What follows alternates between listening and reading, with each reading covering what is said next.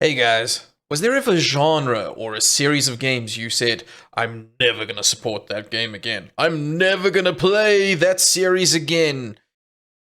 Yeah, maybe I just stumbled down that pathway.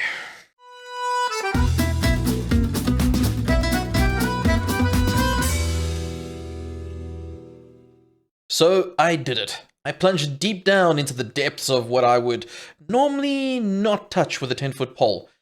Battle Royale and Call of Duty, and I actually enjoyed it. But I'll leave that to the rest of the review. So, before we get started, I'm gonna do that thing again, guys. Are you ready? You ready? I do stream on Twitch Mondays, Tuesdays, and Thursdays. Oh man, it's an inside joke on Twitch now. At this rate, they love it. They love it. Call of Duty.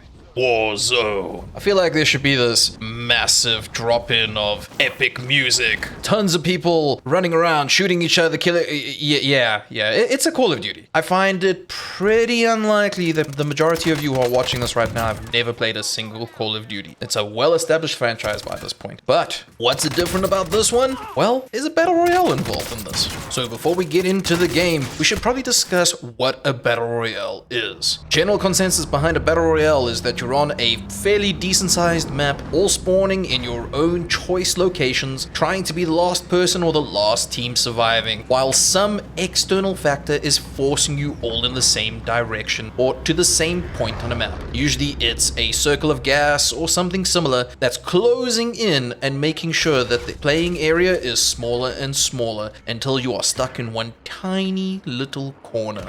And Call of Duty Warzone is no exception to the rule. You can have up to 150 players. Yeah, I know, that's a lot for a battle royale. The map itself is massive. It's one of the better maps I've ever had the pleasure of playing on a battle royale. And, you know, even though I say I dislike this genre, I try most of these games. The map itself has some very unique buildings, lots of hills, so there's a wide variety. And we're even talking tall structures that you'll have to climb staircases and staircases to reach up to the top. So an overall great balance. To go on with these tall buildings or tall structures, depending on where you are, you have an unlimited amount of parachutes. So if you do jump from a really tall building, you'll have that parachute available and you'll safely go down to the ground, even if it does leave you weak for a certain amount of time. The health system is also Call of Duty-esque, for want of a better term. You auto-regenerate health if you go low, but they have a little twist to this. Their armor system works in the form of armor plates. You can have a maximum of 3 equipped at any time, which obviously dampens the damage done to you from other players, but you can carry more armor as well. I found the system to be quite intuitive and easy to use. Speaking of great systems in the game, they have a robust ping system. You can mark up enemies, mark up loot, quite similar to some of the systems in other battle royales, but this one works well. Overall, it's not one that you're gonna skip on using, even if you are working together on voice. Warzone features a monetary, unique spin to the game. So instead of going and just looting boxes for guns, which you 100% can do, each time you loot a box, you got a chance of dropping money as well. There are even built-in objectives that can earn you money too. Some of these objectives can include holding a zone, protecting an area for a certain amount of time, or finding all the hidden loot caches or boxes in the vicinity, or hunting down a bounty and killing a player. And what are you going to do with all this money? That's where the buy station comes in. From the buy station, you can buy things like armor, top up on some of the armor plates. You can buy kill streaks. Yeah, for those familiar with most of the Call of Duties these days, you get kill streaks that you can use on other players. There's some decent ones like UAV, cluster strikes, precision airstrikes.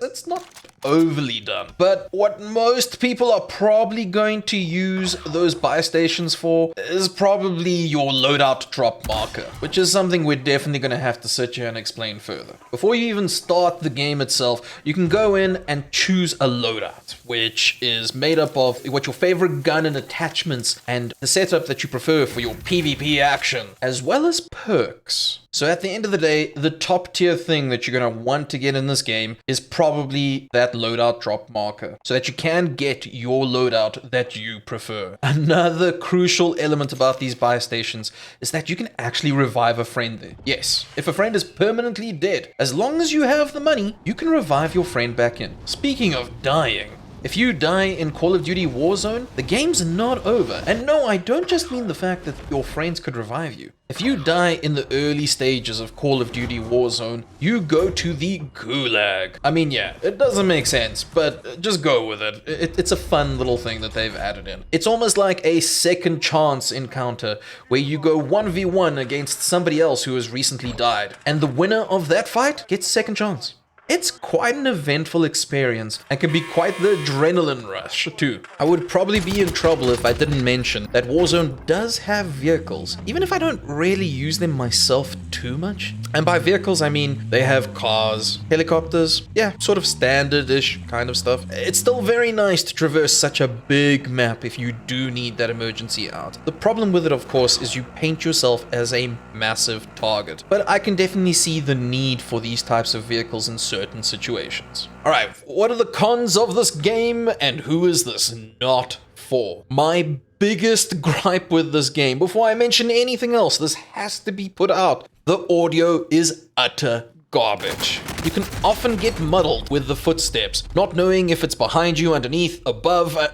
I'm not even kidding. You can barely ever tell whether the footsteps are close even. Gunfire out in the distance, you can't really tell which direction. And for someone like me who generally plays to audio, it can be a massive letdown. So for some people, this is also going to be a turn-off. Loot isn't the most exciting thing in a game. I've often watched some of my buddies who are avid Fortnite players who get super excited when they get a golden sniper rifle or whatever's happening in that crazy game these days, and they start celebrating and cheering over in voice chat. With this game, you can pretty much do well with most of the guns that you'll pick up. And if you don't pick up something that's to your liking, eventually you'll be able to pick up your own loadout. While I actually like the removal of the RNG, I do believe it's worth mentioning this because so many people love the excitement of loot in games like this. Do I need to mention it's PvP orientated? I'm putting it out there just in case somebody who's watching this video is like, hey, you know, I don't like PvP. Should I play? No, guys, it's PvP orientated. 100%. That's what it's about. It's a battle royale. Sorry. Speaking of my friends, it's very taxing on older PCs. If you're looking to play this on the PC, just a heads up, make sure that your PC is up to spec. Unfortunately, this one is a bit of a heartbreaker to older PC users. The game does bug you to keep buying the battle pass. It's like these little mini pop-ups and adverts.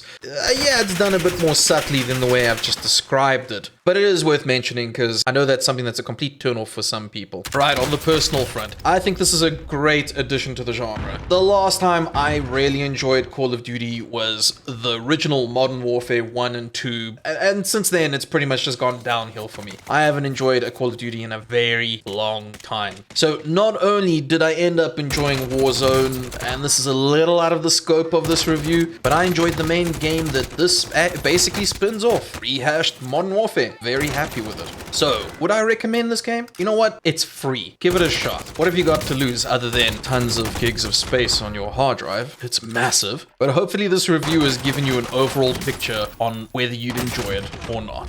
Yep, so it looks like you can change my mind. Both a genre that I dislike, generally speaking, and a series that I dislike. I actually really enjoyed it. They changed my mind. So, if you like this video, gotta do those YouTube things. It's becoming like a tagline now. Like, subscribe, ring the bell, all those things that you gotta do in order for the algorithms to pick you up. And quite frankly, comment, guys. You know, let me know what you think. I've really appreciated some of the criticism I've been getting and some of the nice comments I've been getting too. I like it all. Thank you. It's the best way to improve this channel. And if you want to come through and have more of a one-on-one time with me, or a 20-on-1 time with me, or depending on how many viewers we have on the day, I suppose, come through to Twitch. Mondays, Tuesdays, and Thursdays. We're there. We're always chatting, and I mean, it doesn't even have to be about games specifically. So, hopefully I'll catch you there. Until next time, guys. See ya. You want the handbrake down and the wheels up. Sorry, wheels down. Jiffy's right. Wheels down. The wheel is down. And the handbrakes are up. Thank you. See, I'm doing it. I have the sails raised. That's the handbrakes, right?